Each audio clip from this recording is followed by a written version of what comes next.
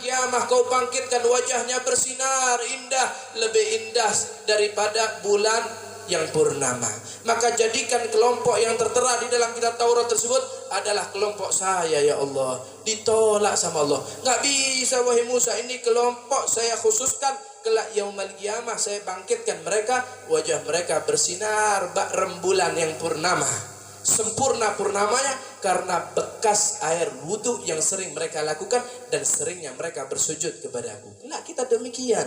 Umat-umat terdahulu gak bercahaya, kita dibangkitkan wajah kita bercahaya. Khusus untuk umatnya Nabi Muhammad. Dibaca lagi sama Nabi Musa, ya Allah, saya dapati di dalam kitab Taurat sekelompok kaum yang kau wajibkan sholat hanya 5 waktu, tapi kau buka seluruh pintu-pintu langitmu dan kau hujani dengan rahmatmu. Kok begitu nikmat ini kelompok ya Allah. Umatnya Nabi Musa sholatnya 50 waktu. Tak sempat nobar, mabar, jagongan, melek, tak sempat. 50 waktu belum tentu pintu langit dibuka, belum tentu turun rahmatnya Allah. Ini kelompok cuma wajib 5 waktu. Kok begitu nikmat ini kelompok ya Allah, jadikan yang tertera di dalam kitab Taurat kelompok saya. Ditolak sama Allah. Nggak bisa wahai Musa, ini kelompok saya khususkan untuk umat Nabi Muhammad, umat yang datang setelah engkau. Dibaca lagi sama Nabi Musa, ya Allah, saya dapatin di dalam kitab Taurat sekelompok kaum yang kau wajibkan dalam 1 tahun cuman puasa 30 hari. 1 tahun itu 360 hari. Bahkan 365 kalau Masehi. Ini 30 hari nggak nyampe 10%. Nggak kerasa. Kita ke restoran, makan, bayar pajaknya sudah nggak 10% lagi. 11%. Dan itu kita nggak ngerasa berat. Ini umat kok enak. Puasanya cuma 30 hari. Tapi dosa-dosa yang berlalu kau ampuni semua. Sedangkan umatnya Nabi Musa, kalau yang berdosa telinganya, yang bermaksiat telinganya, dipotong dulu telinganya, baru taubat. Benar-benar dia demikian baru diterima taubatnya. Kalau yang maksiat tangannya dipotong dulu tangannya, baru tobat, ya diakuin dia benar-benar tobat, diampunin sama Allah Ta'ala. Setiap organ tubuh yang bermaksiat harus dipotong dulu. Kalau dia bunuh orang harus bunuh diri, untuk menampakkan kesungguhan taubatnya, baru diterima sama Allah. Tapi ini umat cukup puasa 30 hari, seluruh organ tubuhnya diampuni sama Allah Ta'ala, nggak perlu dipotong-potong. Kok begitu nikmat ini kelompok ya Allah, jadikan kelompok ini kelompok saya.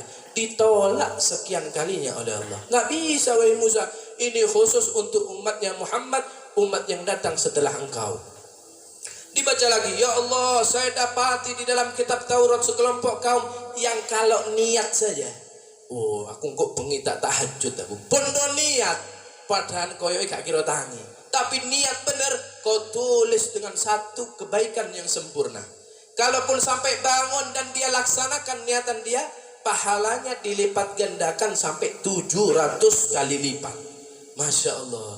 Maka jadikan nih kelompok yang tertera di dalam kitab Taurat kelompok saya ya Allah. Ditolak sama Allah. Nggak bisa wahai Musa, ini khusus untuk umatnya Muhammad, umat yang datang setelah engkau. Dibaca lagi sama Nabi Musa, ya Allah, saya dapati di dalam kitab Taurat sekelompok kaum yang kalau tadi niatan buruk ditulis satu pahala yang sempurna, tapi kalau kalau niat baik ditulis dengan satu pahala yang sempurna, tapi kalau niatan buruk nggak ditulis sama sekali sama Allah.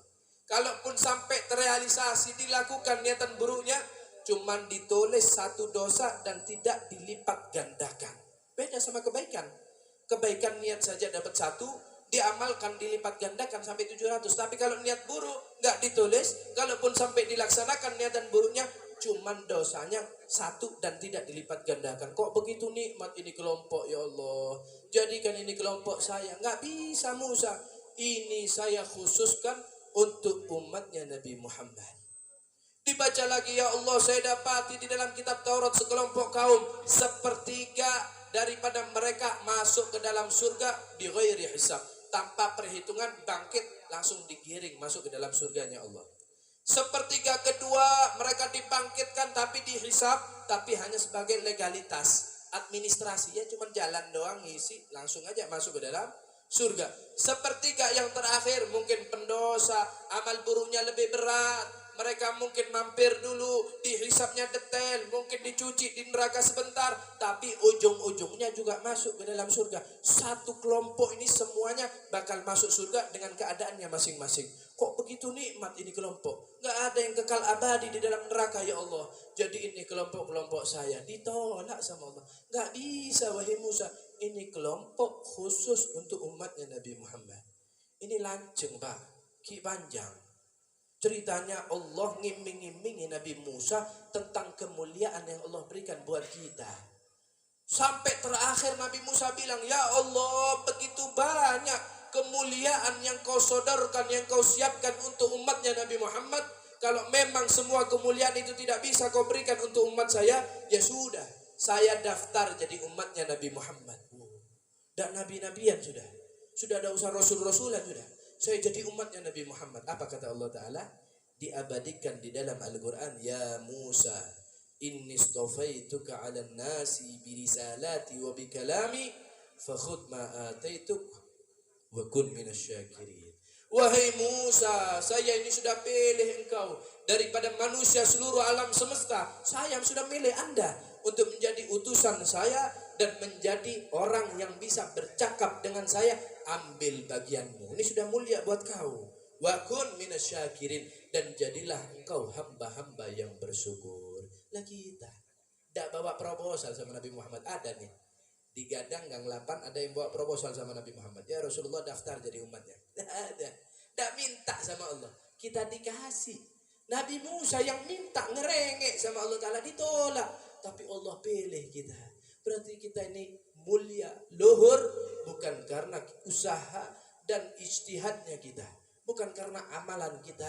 Bukan karena usahanya kita. Bukan karena kita mati-matian. Tapi karena kita punya hubungan dengan Nabi Muhammad SAW. Ini kemuliaan.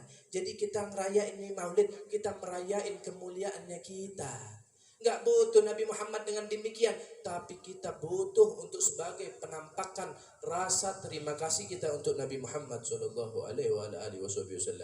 Sampai-sampai bukan hanya ini saja keutamaannya Nabi Muhammad.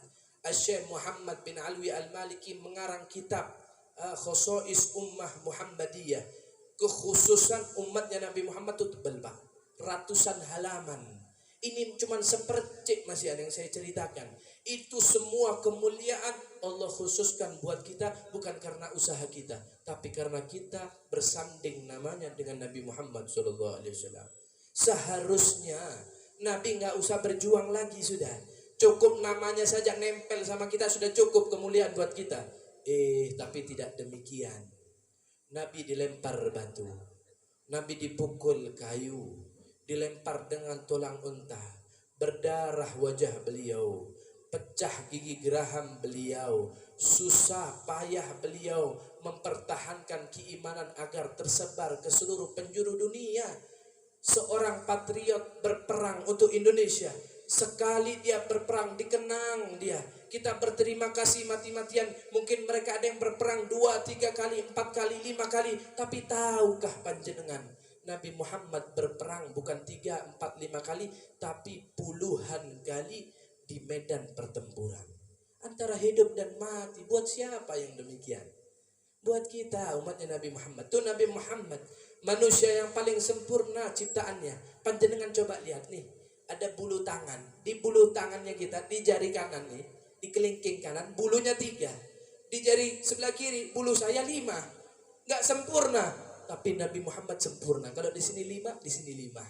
Bahkan keringat beliau saja harum semerbak. Luar biasa keindahan yang Allah ciptakan untuk Nabi Muhammad. Tapi beliau tahu-tahu beruban. Manusia yang paling sempurna. Seharusnya gak mungkin beruban. Mikirin apa? Kalau ada orang nikah, baru nikah, punya anak 1 beruban karena mikirin pempes. Perjuangan pempes ini. Kalau belum nikah, pejuang skincare. Orang beruban ini rata-rata mikirin duit, mikirin dunia. Tapi beliau SAW gak demikian. Beliau beruban hanya beberapa helai. Itu karena mikirin bagaimana keadaan umatnya terhadap 5 surat yang Allah turunkan menceritakan tentang keadaan hari kiamat. Yang dipikirin kita. Sampai-sampai beliau sebelum meninggal dunia, malaikatul maut cabut